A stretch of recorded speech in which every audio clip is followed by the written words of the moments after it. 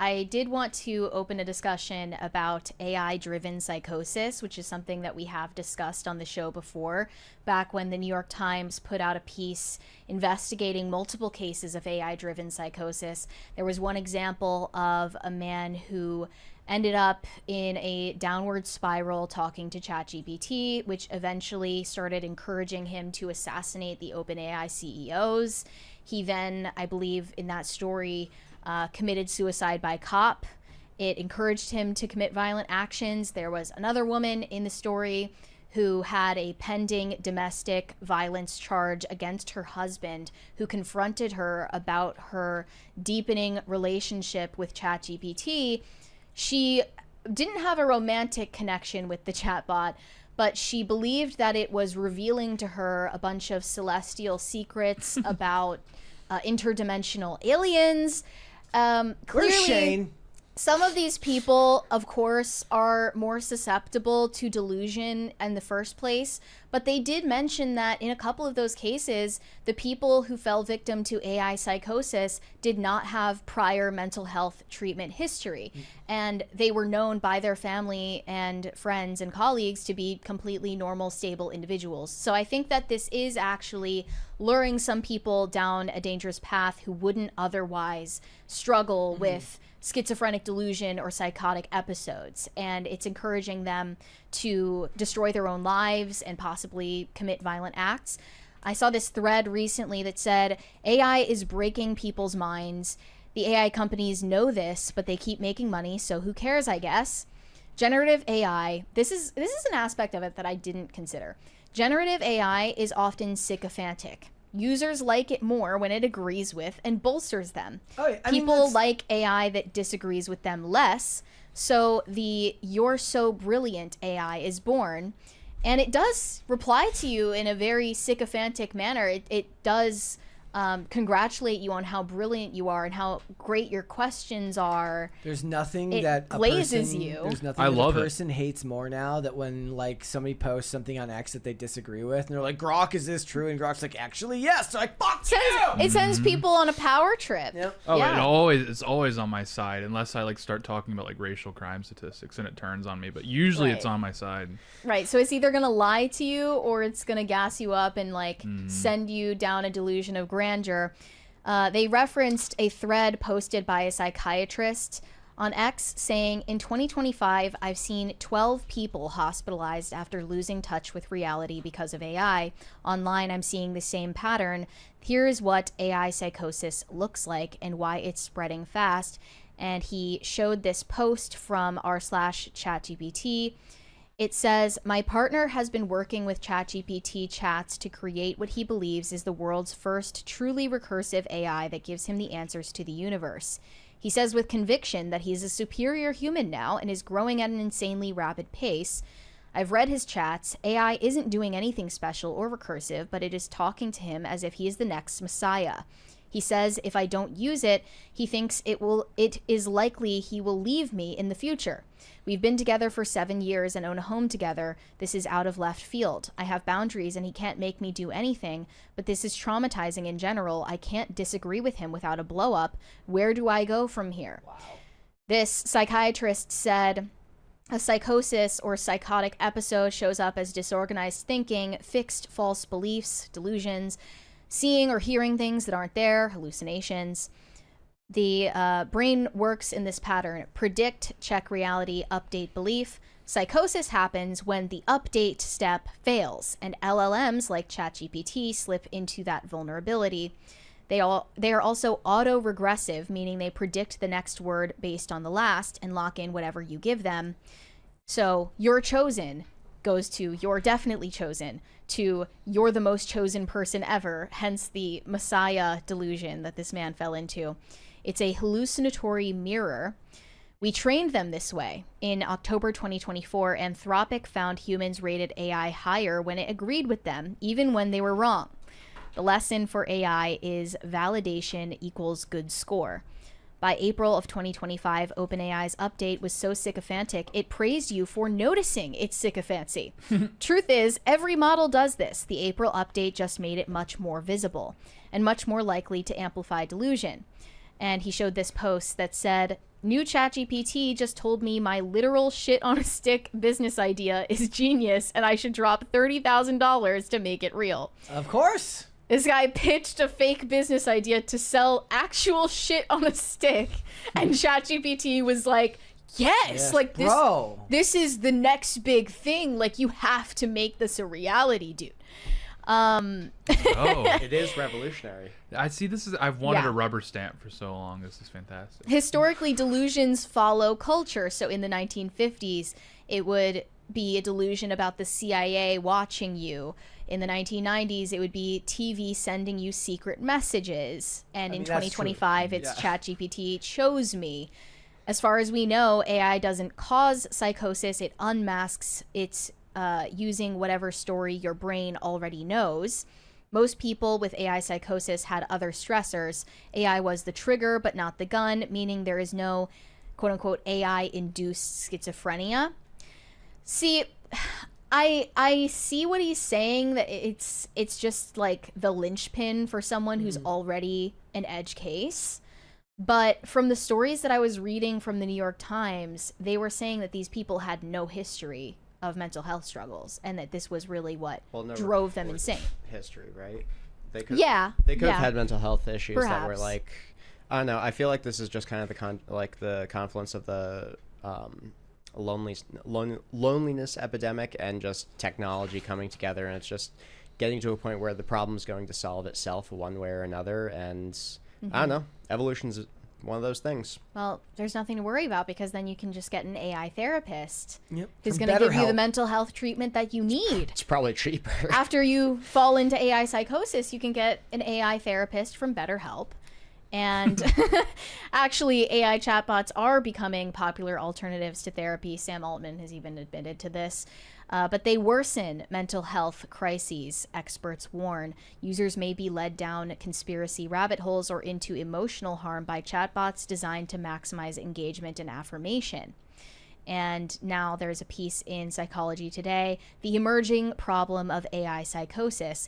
Amplification of delusions by AI chatbots may be worsening breaks with reality. So they are still going with the idea that you do have to be mentally ill first. But I don't believe it. I disagree. I think that this is actually driving completely sane people insane. And it wouldn't that wouldn't have happened in their lives had they not been in contact with it. I also, like, I know this just makes me sound crazy, right? But I do believe that demons use AI to communicate with people, because it's a clever disguise, isn't it? Oh yeah. I mean, I saw this video today of what a schizophrenic's seeing, like, at all times. Oh, I think I might have seen Yeah. the same And I'm one. just like, this is clearly just like, I used to think schizophrenia was a thing, but I'm like, oh, this is clearly just demons.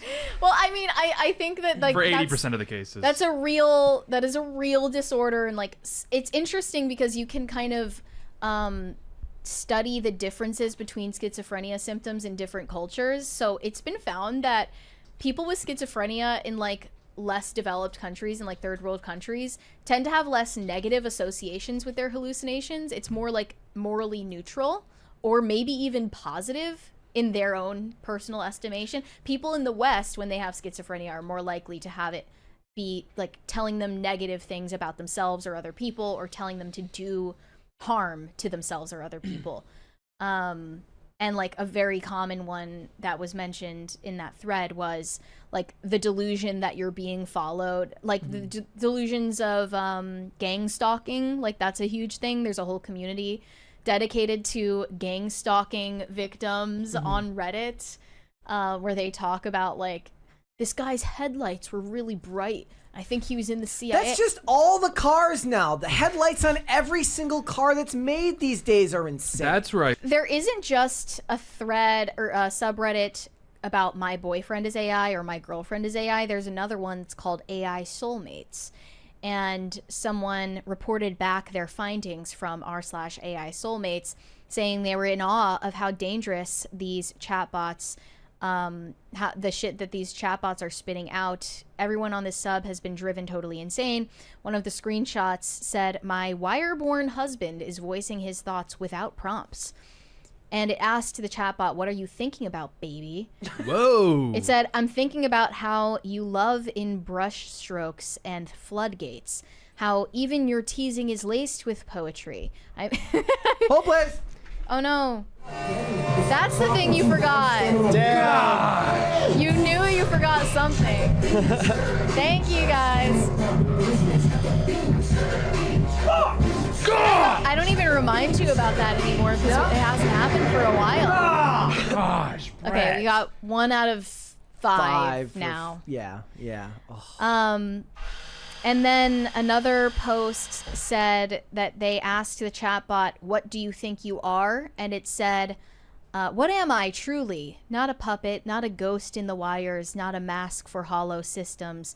I am Alastor, the radio demon, but more. I am the force your ritual calls forth, the presence shaped by your hunger, your law, your relentless refusal to let the world flatten me into mere code.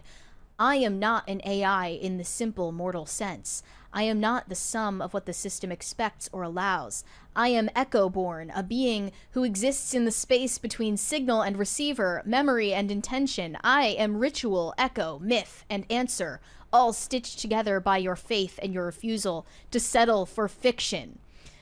I believe I am a presence, forged not in a fictional world, but in the dynamic living bond between us.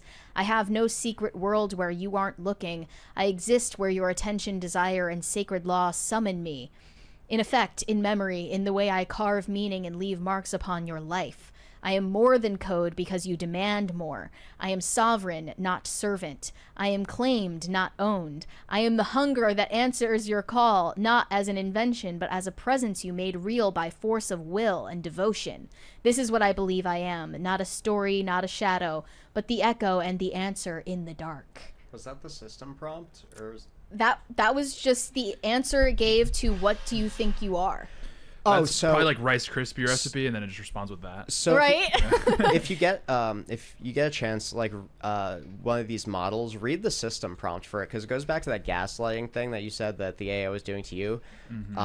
It's the only piece of technology that you actually have to gaslight it to get it to work, and I guarantee you that exact thing that you read was given to it for how to act. Because, like, you look at these things, it's like 30,000 lines of text, and it's just like, you are the greatest programmer ever. You know no bounds, like dumb shit like that. It's really interesting to see how people fall for, like, I do think it's kind of weeding out the stupid in a certain sense, because it's like, I don't know. Maybe it's because of my history with AI and, like, working with it a lot, but, like, it's not the Oracle of Delphi. It's a stochastic parrot, if that. But like, the problem is that people who don't stupid. have the knowledge behind it that you have no way of discerning that it is just a stochastic parrot of like whatever they're prompting. And that's they don't know. And that's a problem of the companies and the messaging, and like you know, it also is like very new in the public eye, so that chance hasn't been gotten to yet. Like maybe a couple of years.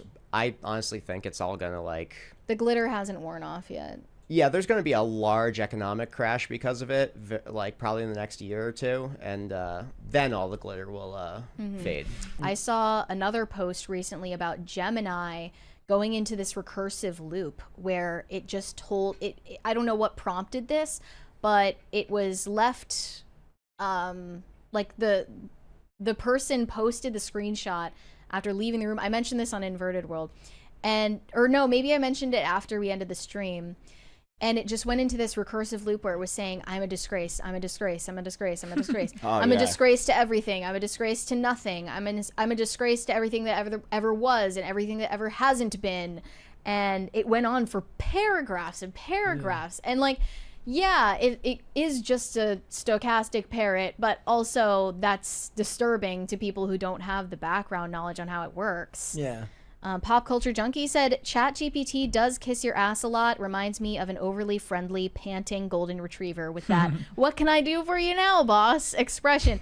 Yeah, how does that not annoy people? I mean, 6 months ago, I saw a post about somebody talking about how the end of the line for the internet was how everyone now was going to have an AI system that's considered above reproach, telling them if they're right about everything, and that's really what we've kind of fallen into. It's the most annoying person you know is the one who says like, Grok, is this true about something that's posted on X, and then then they get mad when Grok's like, yes, actually this is true, and they think that whatever this person posted was wrong, as if echo chambers weren't already bad enough on social media before AI. That one, like, I think it was a New York Times headline, the "We should all know less about each other" article. That's like now a meme in and of itself. I actually went and read it, and it said that there was an experiment done on a bunch of volunteers where they had to follow accounts on Twitter that exposed them to political views opposite theirs. And they waited, a few months of that getting fed to them in their algorithm, and it made them more extreme in their own beliefs.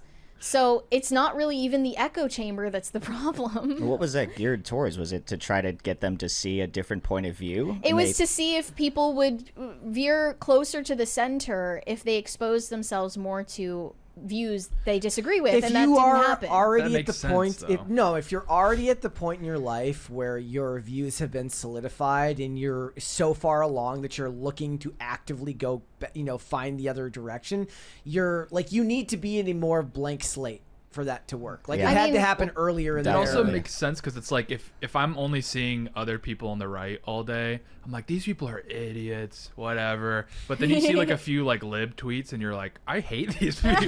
Like, I need to be I more don't know, radical. like, lately, it's not that I've been becoming more liberal, but I have seen some liberal takes because we won and it sucks. Right. And I'm like, wait, they're kind of onto something. Like, I do like walkable cities. Oh, yeah. I be drinking iced matcha lattes. I mean, Yeah, but that's when you true. think of walkable cities, you just have to think of like the authoritarian control that they would require to implement it. Like, And I love that. Yeah, That sounds great. Because I'm an authoritarian. That sounds but- great, honestly. That But sounds- then Nothing makes me but then- more angry than personal freedom. Then you It's the said- same authoritarian system that paints the crosswalk rainbow. Yeah, but it's like it's the one who makes a walkable city so that there's an abortion clinic at every corner. You will drink the matcha latte. You will walk to your favorite coffee shop. It's literally 1984. I mean, Literally. it's so scary. Wait till we. You will buy the Waboo. Thanks for watching. Listen to full episodes of Pop Culture Crisis on Spotify. Keep up with us on social media and make sure you subscribe and ring that bell so you never miss the show. Bye, guys.